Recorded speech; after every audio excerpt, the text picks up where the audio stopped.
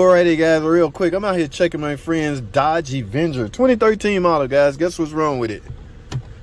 Yes, the horn don't work. Guys, keep in mind, the horn is a safety feature. It is there to protect you. Okay, so if it's not working, you need to get it fixed. Now, as far as why it's not working, guys, you need to do some diagnosing if you're the mechanic. But keep in mind, guys, there's no physical typical ISO horn relay on this car. This car is equipped with a TIPM, totally integrated power module, all right? And that horn relay is attached to the motherboard of the TIPM, all right? So if you got horn relay problems, you will need a complete TIPM. Now, but I want to show you something before you do that, guys, and you will need a real good scan to do this. In other words, you're going to have to scan this thing, namely the airbag module, okay? Take a look at this code right here. Y'all see that? B1B06, driver airbags equip 2 circuit opening. Guys, if the ribbon inside this clock spring is open, that circuit will allow your horn not to work, because when you press this horn, the circuitry goes through there, and if it's not attached, you need a clock spring. Alrighty guys, I'm out here to get this. I gotta go in and give my friend the bad news.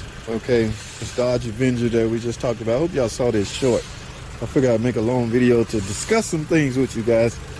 Where we at? Yeah, I had to jump it off, it was dead. But guys, that horn circuit runs through here. Okay, this is what I call a tip. This is what we call a TIPM, totally integrated power module. Look at that, no relays. Okay, look, no horn relay. All right, no fuel pump relay, none of those type of relay. All that circuit, all those circuitries is built on the motherboard of the TIPM, which makes this little box extremely important. All right, now, however, you do have essential relays. Typical ISO relay. You will have some typical, like starter relay. I don't know what all these go to, but for the most part, I'm sure one of them is a starter relay. Or maybe not. It all depends on the wiring diagram, guys. You got to look at the wiring diagram. But this thing, look, in fact, let me see something. Y'all see that? The horn circuit. Okay, it's a horn circuit. In fact, this TIPM, the motherboard is so coming apart on this. You see that? Yeah, it's not loose connection on the bottom. I already checked that. Okay, all the connectors I plugged in the circuitry as well. It's the motherboard of the TIPM. So because her horn is not working, she have to replace this. Now, the bad news is this thing is expensive, all right? In some cases, it's not even available at certain dealers. All right? They have ran out. In other words, what they say, what's the rule of thumb? This is a 2013 model, so it's past 7 years. I'm thinking, at least I read in the comments of a lot of you guys' comments, one guy mentioned that after 7 years, a car maker do not have to stock a part for a car. This is past that 7-year run. But this car, it's not the end of the world, guys. It's a good looking car. Dodge Avenger 2013 model. I mean, you shouldn't have to get rid of your car just because you can't gain access to a TIPM. All right. Now, even if, like, say a dealer had one brand new, it's going to be extremely expensive, guys. Okay, because it's all about supply and demand. If they only got one more left, yeah, they're going to try to get as much for that part as they can. So I feel bad for some people that's still hanging on to older model cars. No, this is a 2.4 dual VVT engine. It's nothing. It's not the end of the world for this car. It's just some of the features. And horn is not a feature you need to be going without. You need to live without. Again, I mentioned earlier, that is a safety feature, guys. So I got to go tell my friend, brand new, this thing is extremely expensive. And the local dealer that I deal with don't even have one anyway. All right, what are her options? I've been known to pull the circuit out of a box, TIPM, let's say a fuel pump relay. Yes, we've been known to pull that circuit out of there. Guys, the thing with this is they gave this box too many responsibilities. This thing controls wipers, front lighting, rear lighting, fan operation, starter operation in some cases, fuel pump op. It controls a lot of things. So if one of those features goes out, you basically have to, just say the wipers go out on this car and you do your diagnosis and lead you to this. You got to replace this. Horn work, you know, the fan, everything else worked except that one feature.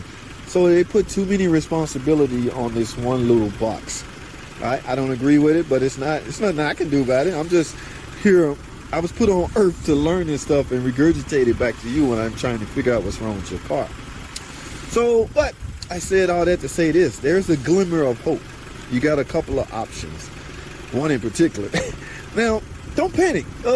because it's a 2013 model, that means it's a used car, right? That means there are a lot of used cars out there on the lot, guys, or out on the, in the wrecking yard, salvage yard. So what you can do, I don't know if y'all heard of a chain called Pull Apart. Go out to Pull Apart. That's right. Get your tipper. Is it plug and play? To an extent.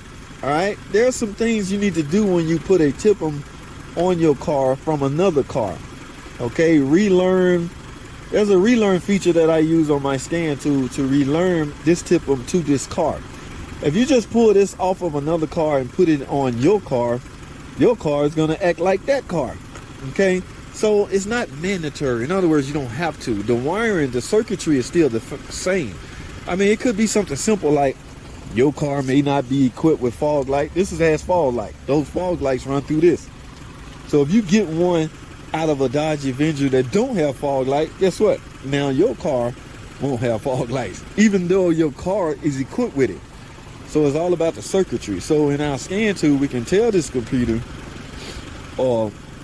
to relearn the car in some cases, guys. It's not always cut and dry like that. That's why if you go to get a used part like this, a TIPM, make sure you get one out of the same type car with the same features. All right.